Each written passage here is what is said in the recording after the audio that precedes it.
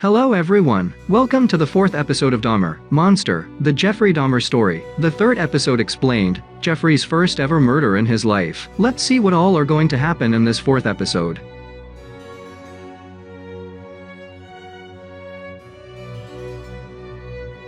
Year 1991. After Jeff was arrested, front yard of his garage is shown. Police have surrounded his home. They checks the soil there. They are trying to differentiate the soil to find any kind of evidence for Stephen's murder. While searching, one of the cops gets a piece of bone from the thigh part of the body. They takes it for scanning. After that scene, the FBI officers is talking to Jeff. Everything about Jeff's first murder. Jeff itself explains to the officers. That's how they came to search the front yard. You could have disposed those bones in many others ways. Why did you choose to turn it into powder and then spread it all over your front yard of garage? Asked the FBI officer. Jeff replied, I wanted to feel his presence around me always. I did so because I loved him so much. How was your life ahead? Asks the officer. For the next 9 years, I did nothing like that. Sometimes I lose my control, but never in that 9 years I did something like I did to Stephen, said Jeff. What do you really gain doing all these? Asked the officer. Jeff replied, your psychiatrist asked me this same question too. Police had taken Jeff to a psychiatrist, but when Jeff was asked,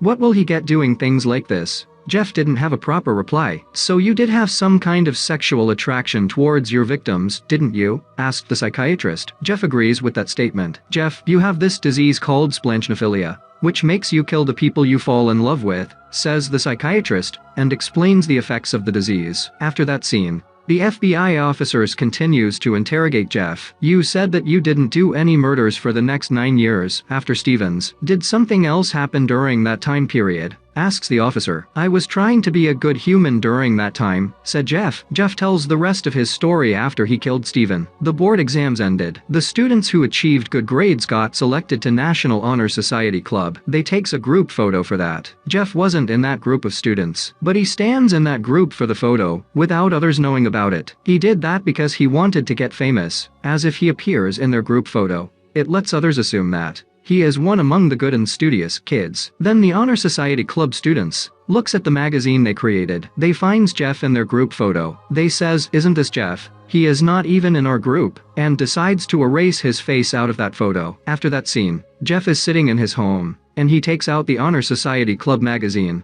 happily to look at that group photo, in which he is included too. But he finds everybody else's except his photo in that somebody had scribbled with black color on his face. He feels angry and sad at the same time. Meanwhile, Lionel and some woman named Sherry, who is his second wife, is seen traveling in a car. They're going to Jeff's house. They got married last month. It's the first time in 3 months after their divorce Lionel is going to home. Lionel tells Sherry, there's a chance that my ex-wife Joyce could still be there. No need to get scared of her. Sherry says, I won't get scared of anyone. I'm not going to stay still. If she comes and tells something, you know me very well, don't you, Lionel? Yeah, I do know you very well. She should get stunned and be jealous by seeing your beauty, said Lionel. Jeff is busy scribbling and ruining the faces of his other classmates in the photograph, same as they did to him. At that time, Lionel and Sherry arrives there. Lionel notices the home being a whole big mess. Lionel asks Jeff, why is this home full of mess? In a faint voice, Jeff says, all this is because there was a party in the house. It was a lie. A party really never ever happened there. All the mess there was made by Jeff itself. Jeff tries to change the subject and asks Lionel,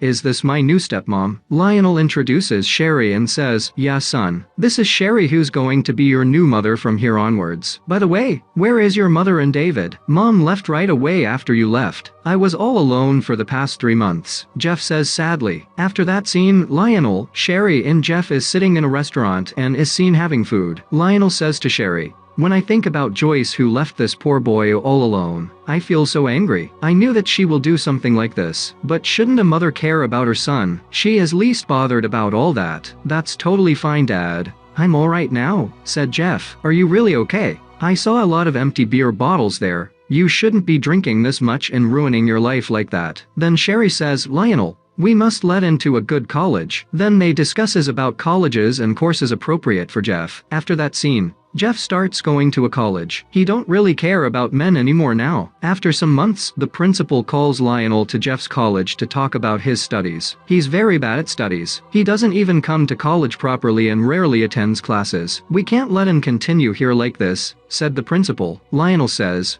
I apologize on his behalf. This won't happen again. I'll take care of him. No need, I've already dismissed him from this college, said the principal. Lionel angrily gets out of that principal's room, and Jeff goes behind him saying, I'm sorry, Dad. Lionel angrily says, shut up. I'm not letting you live like this anymore. I'm going to let you in the US Army. In the next scene, a taxi is coming to Jeff's home. An year later, after Jeff went to Army, he got leave, and he's coming back to home in the army dress. Lionel feels immensely happy after seeing Jeff in that attire and says, you've become very smart, my son. In the next scene, they are sitting inside their home. Lionel asks Jeff about his army life. Jeff replies, Dad, I'm currently working in the army medical sector. Then Jeff is shown sitting in the army medical class. The army professor is explaining the students about a medicine. After the class, Jeff enters the medical lab and snitches that medicine. He turned it into powder and mixed into one's coffee. The medicine could make any person unconscious. He used to give drinks to his victims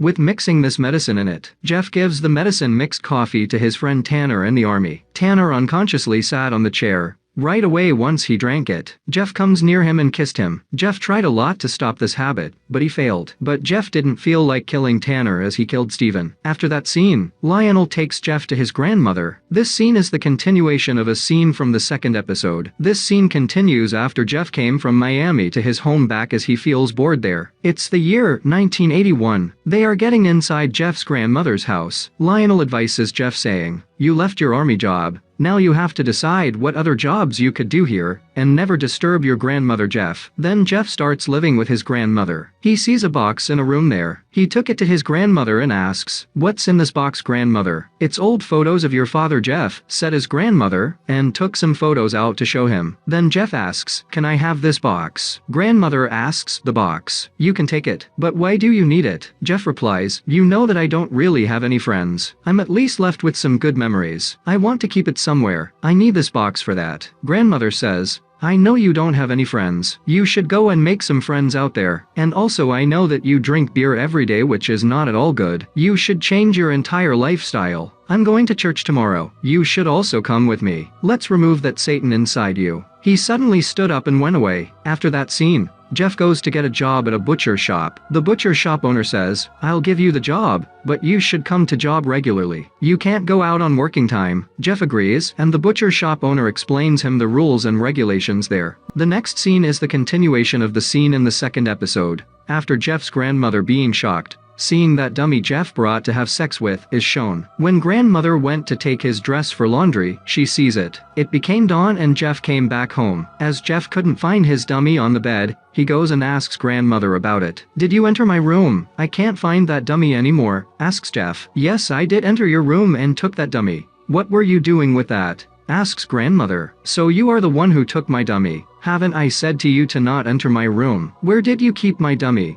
Jeff raises his voice. Why are you shouting at me? Are you really trying to gain sexual pleasure from that dummy? This isn't right. You should definitely come with me to the church tomorrow, said grandmother. I'm asking you again. Where did you keep my dummy? Jeff says angrily. I gave it to a Scrappy. You won't get it anymore, said grandmother. Jeff becomes angry and verbally abuses her, then goes away. After that night, they were having dinner together. Jeff was guilty for what he did to grandmother. He apologizes and says, I'm sorry, grandmother. I should haven't talked like that before. But grandmother walked away without talking. Grandma, you know that I don't have any friends. That's why I took it to keep it with me as my friend. But when you said you gave it to the Scrappy, I got sad and angry. I'm sorry, said Jeff. She accepts his apologize and says, it's okay, son. You should go out and find some friends. A festival is going to happen tomorrow in our place. You had gone many times to this festival when you were only a child. So you should go for that festival tomorrow and enjoy yourself. Go refresh your mind. The next day Jeff goes to the festival. He engages in different fun activities there and enjoys a lot. He sees Steven there, but all that was just his imagination. Jeff then goes and masturbates thinking talking about Steven without even keeping in mind that he is in a public place. Jeff even gets arrested by police for doing that public nuisance. The next day, as usual, he goes to the butcher shop. Police sent him away only because he had to pay the fine for the public nuisance thing he did yesterday. Then the butcher shop owner sees Jeff and says, "I heard about everything you did yesterday. You don't have to come here anymore." The owner dismissed Jeff from the job. After that, Jeff is seen doing an interview with a doctor. Jeff wanted to work as a nurse to doctor in that clinic. He came there for the job interview. When he was in the army, he had to study medicine, which made it easy for him to be a nurse. Then he gets the job as a nurse. His major work there was to take blood from the blood donors. After that scene, a night is shown where grandmother and Jeff is having dinner. Grandmother congratulates Jeff saying that, "Son, you stopped drinking, and now you got a new job too. You should show your dad how good your life is going now." But Jeff was thinking something else at that time. He wasn't even eating his food. Grandmother says, "Jeff, why are you not eating your food?" "Nothing, Grandma. I'm just not hungry. I'm going to sleep," said Jeff and walks away. Inside his room, he snitched 3 boxes of blood. He places it in his bed. He drank all of them as he was not being able to control his emotions. He was afraid that, if he can't control his emotions, then he will start killing others, like he killed Steven. That's why he drinks that blood, so that at least for now the demon inside him gets satisfied for some time. After that scene, Jeff is smoking in front of a pub. It's been almost 6 years. Jeff is still living with his grandmother. It's the year 1987, and Jeff is 27 years old now. He enters into that pub and gets to know a guy named Charles there, who was a gay too. Both of them wanted to kiss and have sex with each other. So Jeff asks Charles, "Can we go somewhere else?" Charles says,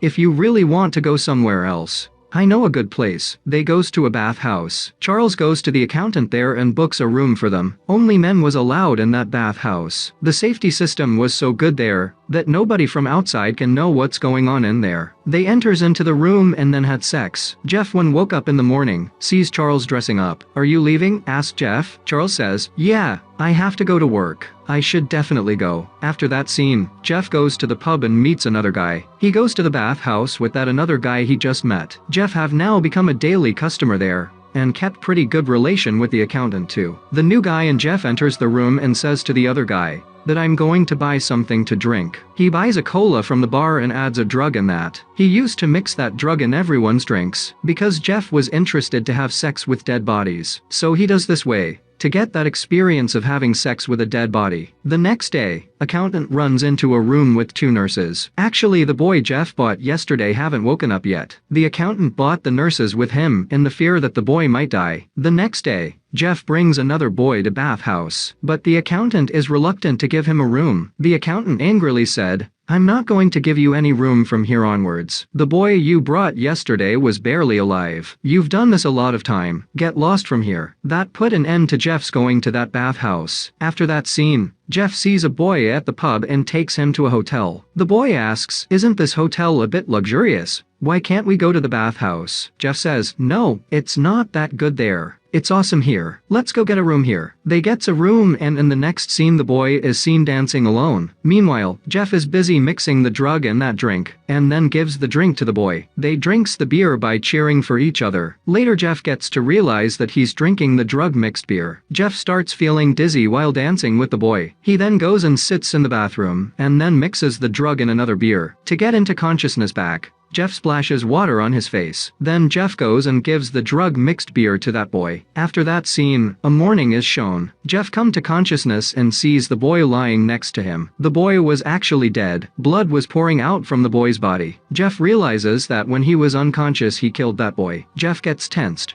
not knowing what to do next. Then Jeff goes out of the hotel and comes back with a big box. Jeff puts the boy's dead body inside the box, and somehow gets it out from the hotel. Then to hide the body, he chooses his and his grandmother's home itself. While grandmother was out for church, Jeff brings the dead body to home. He pushes the box with the dead body inside, into the underground basement. Jeff was planning to dispose the boy by chopping him exactly like his did with Steven's body. That night, Jeff and grandmother was sitting together and was having dinner. Jeff asks, "Grandma, are you going to church tomorrow?" Grandmother says, "How many times will you keep asking me this? I'll go to church tomorrow morning itself." The next day, his grandmother went out to church. Jeff goes to the underground basement and starts cutting the boy's body. Then Jeff is seen sitting in his room, having the head of that boy in his hands. He kissed on the lips of that boy's head, and then carefully hides it in the same box that he bought from his grandmother, claiming he wanted to keep his beautiful memories in it. This episode ends here. This was Jeffrey Dahmer's second murder in 9 years after Stephen's murder. He was controlling his inner demon for the past 9 years, and now it is unleashed. Let's wait and watch what all this demon is going to do ahead